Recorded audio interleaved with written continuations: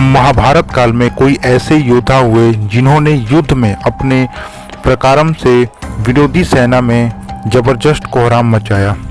इनमें से एक योद्धा ऐसे भी हैं जो आज तक जीवित है। कहते हैं कि उसे अमर रहने का श्राप मिला था। उस योद्धा का नाम है अश्वत्थामा।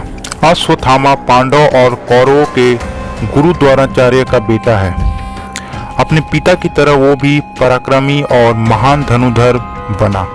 एक बार द्रोणाचार्य और उनकी पत्नी कृपि तपस्या के लिए हिमालय गए। उनके तप से प्रसन्न होकर शिव जी ने उन्हें पुत्र प्राप्ति का वरदान दिया। फिर कृपि ने एक तेजस्वी पुत्र को जन्म दिया। इसका नाम था अश्वत्थामा। माना जाता है कि ये भारत काल का अकेला ऐसा किरदार है जो आज तक जीवित है।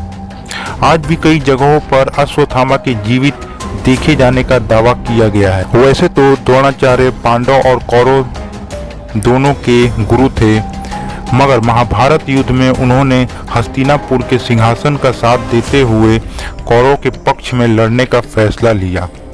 अपने पिता की तरह अश्वत्थामा ने भी पांडवों के खिलाफ युद्ध किया। अश्वत्थामा ने कौरवों की एक सेना का नेतृत्व किया और पांडव पक्ष के कई योद्धाओं को मार गिराया।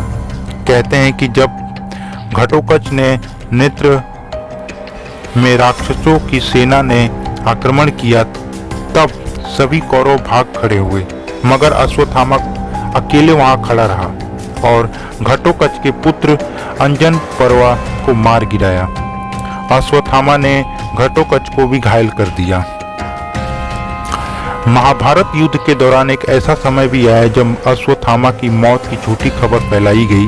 दरअसल द्रोणाचार्य का वध करने के लिए श्री कृष्ण ने पांडव से अश्वत्थामा की झूठी खबर फैलाने के लिए कहा। धर्मराज युधिष्ठिर ने कहा कि वे झूठ का सहारा नहीं ले। श्री कृष्ण के कहने पर युधिष्ठिर ने अश्वत्थामा नाम के हाथी का वध कर दिया। द्रोणाचार्य को जब इसकी खबर मिली तो उन्होंने लगा कि उनका बेटा अश्वत्थामा मारा गया। इससे दुखी होकर उन्होंने शस्त्र त्याग कर दिया। तभी धृष्टद्युम्न ने मौके का फायदा उठाकर द्रोणाचार्य का सिर धड़ से अलग कर दिया। द्रोणाचार्य के मौत के बाद पांडवों ने महाभारत का युद्ध जीत लिया।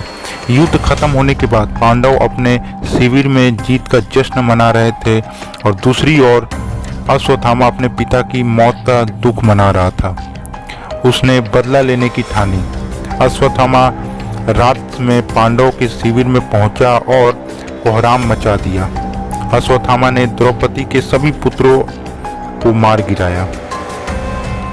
अपने सभी पुत्रों की वध होने पे द्रौपदी बिलखर रोने लगी। अर्जुन को क्रोध आया और अश्वत्थामा के पीछे चला गया।